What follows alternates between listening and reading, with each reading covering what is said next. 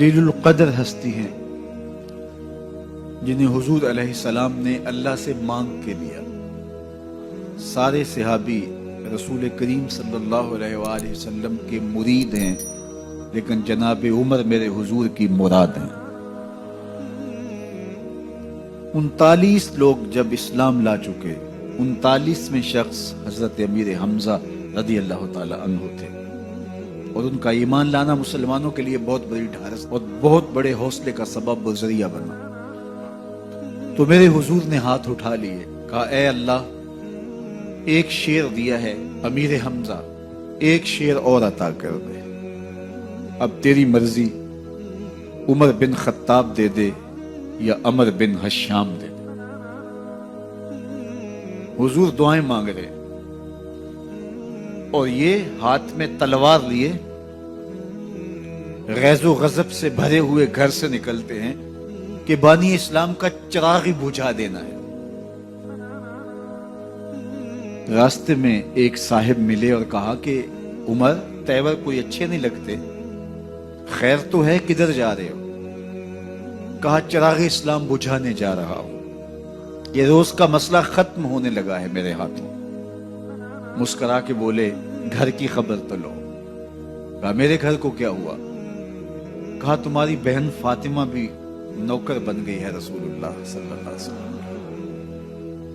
غصے سے بھرے ہوئے اپنی بہن کے گھر کا رخ کرتے ہیں، اندر سے قرآن پڑھنے کی آواز آ رہی، غصہ اور بڑھ جاتا ہے، دروازے کو زور زور سے کھٹکھٹاتے ہیں۔ اہل خانہ سمجھ گئے ماجرا کیا ہے، گرجدار آواز ہے جناب عمر کی، دروازہ کھولو۔ جلدی سے معلم کو چھپا دیا اور بہن آگے بڑھ کے دروازہ کھولا۔ کہا تم سابی ہو گئے ہو، دین چھوڑ دیا تم نے، بتوں کی وفا ترک کر دی اور بے تحاشا مارنا شروع کیا۔ بہن کا سر پھٹ جاتا ہے، خون بہنے لگتا ہے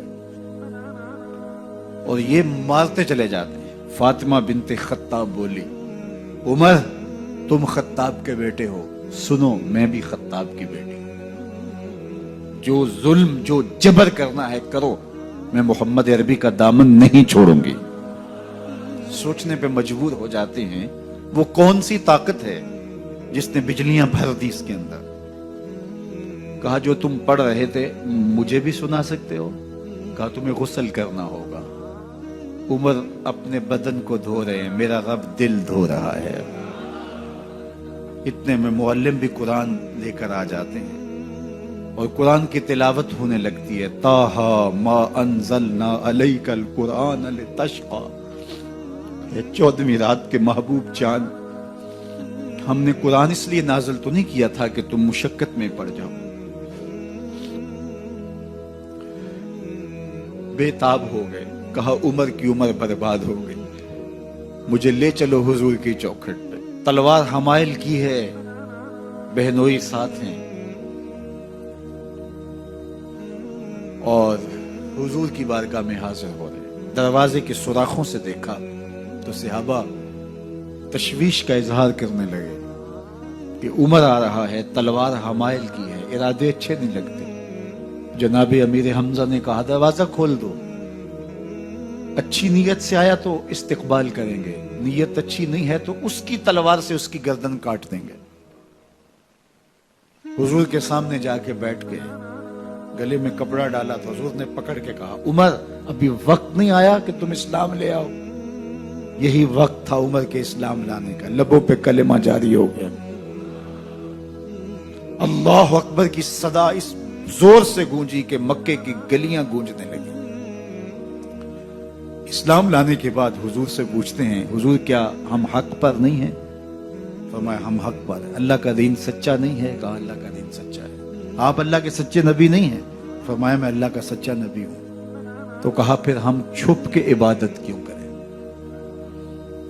اب مسلمانوں کی دو صفیں بنتی ہیں، ایک صف کی قیادت امیر حمزہ کرتے ہیں، دوسری صف کے آگے آگے عمر بن خطاب چلتے ہیں اور حضور درمیان میں ہیں، اور یہ ملکوتی قافلہ صحن حرم میں آ کے اعلانیہ عبادت کرتا ہے۔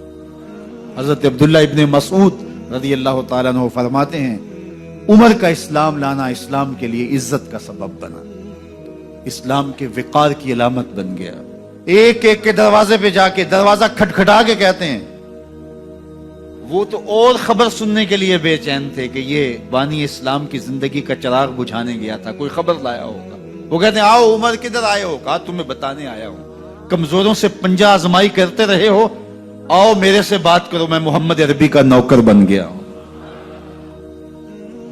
اللہ اکبر. میرے حضور نے فرمایا جب اچھے لوگوں کا ذکر کرو تو میرے عمر کا ذکر بھی کیا کرو.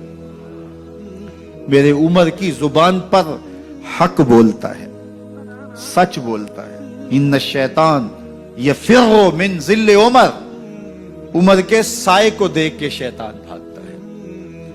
اللہ اکبر. اسلام لائے تو زندگی کی ایک ایک سانس اسلام کے لیے وقف کر دی.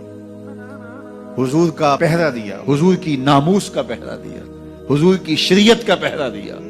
اسلامی فتوحات پھیلی تو پھیلتی ہی چلی گئیں. کبھی مصر فتح ہو رہا ہے, کبھی ایران فتح ہو رہا ہے, آرمینیا تک مسلمانوں کی افواج پہنچتی ہیں. 22 لاکھ مربع میل پر حضرت عمر رضی اللہ تعالیٰ عنہ کی سلطنت پھیل جاتی ہے. عدل و انصاف کا دورہ ہوتا ہے.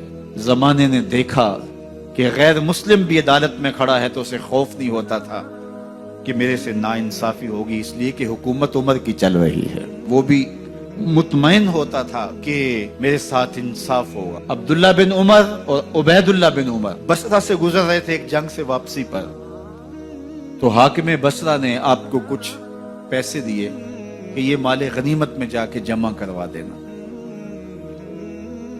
اور پھر خود ہی مشورہ دیا کہ عراق کے اندر فلاں فلاں چیز بہت سستی مل جاتی ہے اور حجاز میں ان چیزوں کی قیمت زیادہ ہے, تو اگر آپ ایسا کر لیں کہ یہ ان پیسوں سے خرید لیں اور جا کے مدینہ المنورہ میں فروخت کر دیں تو جو زائد پیسے آپ کمائیں گے وہ آپ کے ہوئے, اور یہی اشرفیاں جو میں نے دی ہیں آپ کو, اتنی اشرفیاں بیت المال میں جمع کروا دینا. تم نے محنت کی ہوگی, تجارت کی ہوگی, تو جتنے بچیں گے وہ آپ کے ہوں گے. تو انہوں نے کہا بہت اچھا. وہاں سے مال خرید لیا, مدینہ المنورہ میں آ کے بیچ دیا. جتنی اشرفیاں انہوں نے وہاں سے دی تھی بیت المال کے لیے, اتنی بیت المال میں جمع کروا دی. حضرت عمر رضی اللہ تعالیٰ عنہ کو پتہ چلا, بیٹوں کو بلایا, کہا کہ سنا ہے تم نے کوئی کمائی کی ہے؟ کہا جی ہم نے تو تجارت کی اور جو مال لیا تھا اتنا مال بیت المال میں جمع کروایا ہے. کہا تم بیت المال کے پیسوں پر کمائی کی ہے, وہ پیسے بھی تمہیں بیت المال میں جمع کروانے پڑیں گے. یہ عمر ہیں رضی اللہ تعالیٰ.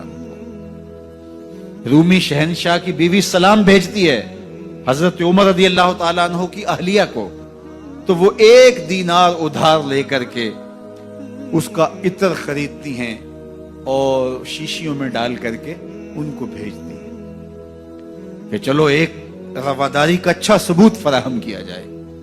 تو وہ واپسی پر انہی شیشیوں کے اندر قیمتی موتی بھر کے بیچتی ہیں, جواہرات بھر کے بیچتی ہیں.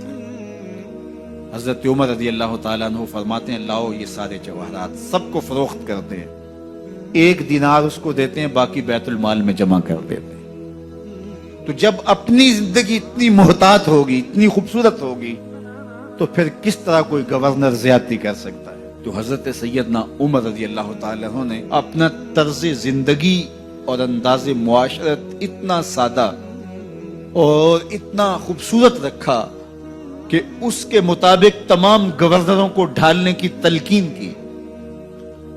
آپ جب بھی کسی شخص کو بطور گورنر اس کا تعین کرتے تو اس کو یہ نصیحتیں کرتے, ایک ترکی گھوڑے پہ سوار نہیں ہوں گے, باریک کپڑا نہیں پہنیں گے, اور انچھنے آٹے کی روٹی کھائیں گے, مکان کا دروازہ نہیں لگائیں گے, کوئی حاجب نہیں رکھیں گے, چوکیدار نہیں رکھیں گے, بواب نہیں رکھیں گے, جو تمہارے تک پہنچنا چاہے ڈائریکٹ پہنچ جائے.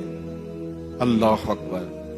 اور پھر جب کسی کو متعین کیا جاتا اس کی جائیدادیں لکھ دی جاتی کہ اس کے پاس کتنی جائیداد ہے, وہ حساب اپنے پاس رکھتے, اور جب وہ معزول ہوتا یا اس کا وقت ختم ہوتا تو آپ دیکھتے کہ اب اس کے پاس جائیداد کتنی ہے. اگر وہ جو پہلے آپ نے اپنے پاس ریکارڈ رکھا ہوتا اس سے جائیداد اس کی زیادہ ہوتی تو حضرت عمر بقیہ جائیداد بیت المال میں جمع کرتے ہیں۔ اللہ اکبر۔ اور یہ کیسے تھا؟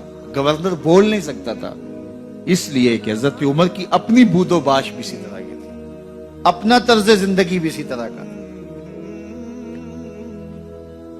مال غنیمت میں بہت ساری چادریں آتی ہیں جو سب کو تقسیم کر دی جاتی ہیں۔ خطبہ جمعہ دینے کے لیے آئے تو ایک شخص کھڑا ہو گیا، عمر خطبہ بعد میں سنیں گے، پہلے یہ بتائیں کہ یہ جو تم نے قمیض پہنی ہے یہ کہاں سے آئی؟ مال غنیمت کے اندر جو چادریں آئی ہیں سب کے حصے میں ایک ایک چادر آئی، آپ داراز قد ہیں، ایک چادر سے قمیض نہیں سل سکتی، تو آپ کی قمیض کہاں سے آئی؟ پہلے اس سوال کا جواب دے دیجئے، پھر خطبہ سنیں گے۔ اللہ اکبر۔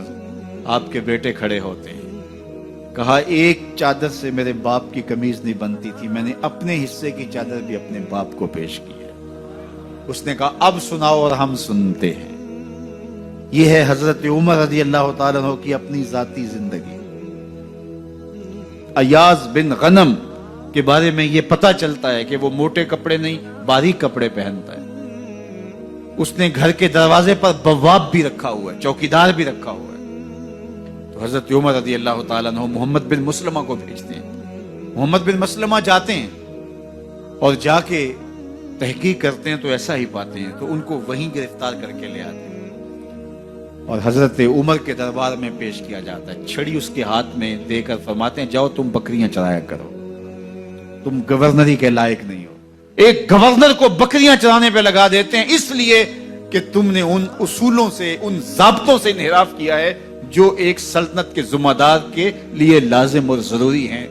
دور موجود کے حکمرانوں کو، چاہے وہ عرب کے حکمران ہوں چاہے وہ عجم کے حکمران ہوں، اگر وہ اسلام کا نام لیتے ہیں تو انہیں اپنے اعمال کا جائزہ لینا ہوگا کہ ہم کھڑے کہاں ہیں۔